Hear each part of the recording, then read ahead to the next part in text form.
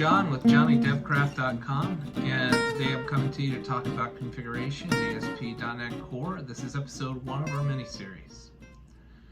I've been working with ASP.NET Core for quite some time now, and I've got to tell you, it's probably one of my favorite iterations of the MVC framework and the Web API framework. I love the dependency injection, how it's built in, and how things come together to get your application up and running. And today I want to talk to you a little bit about how your application's hosted. As we start to dive into this configuration mini-series, I feel like this is some really important information that you're going to need to be able to understand the rest of what I'm going to be throwing at you. So I want to start by talking about the components that make up your application, and you might not be aware that they're there.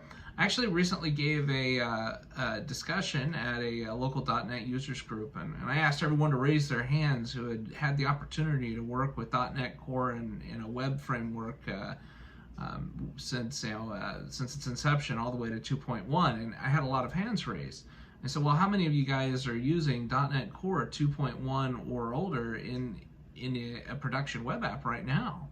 And I still had a lot of hands raised, so I said, well, okay, out of all of you guys, how many of you guys are using Kestrel to host your application? And everyone sat down. No one raised their hand anymore. And I think there's a little bit of a misconception that comes here, because when you get your application, there's your code that's in the application, but if you look really close at the program.cs, you'll see that there's also some host configuration that takes place there. And so there's two pieces to every MVC or web API or web application that you build in .NET Core. There's the host code, which is generally provided by Microsoft, or maybe you might have some other provider that you're using. And then there's the application itself, which is the code that you write to do whatever business logic you need done. But they both live there, and they both have to be configured. And you might be thinking, well, I use IIS to host my website, so this doesn't really apply to me. Well, the truth of the matter is that whether you're using IIS or Nginx on a Linux server, or maybe you've got Apache running your code, at the end of the day, it's actually still Kestrel that's running in the background. You can see here from this diagram, we've got this request coming in. It's asking for Site 1 using Site 1 port 80. But as soon as the IIS server picks up that request, it immediately passes it to the Kestrel server running on port 3356, which then passes the request to your application. So when you're hosting an IIS with .NET Core 2.1 or older, you are still using Kestrel as the host for your application. Now, I keep saying .NET Core 2.1, and people are probably asking me, well, why are you saying that? Because we've got .NET Core 2.2 now and 3.0 coming out soon. And there was a change that was made with .NET Core 2.2.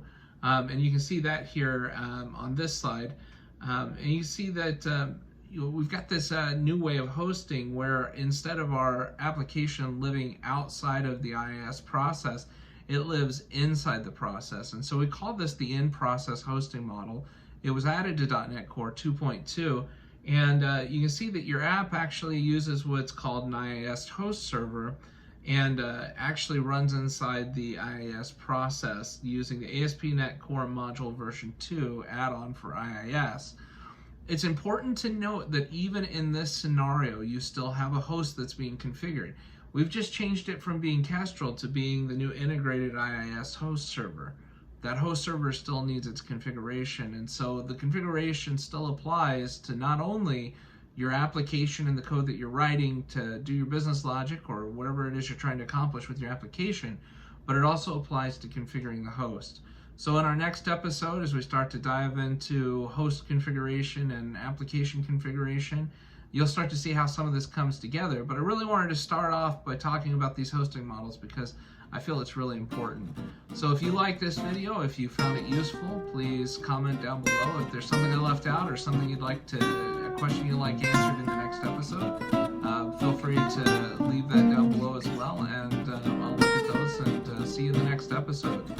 Once again, this is John with Johnny DevCraft.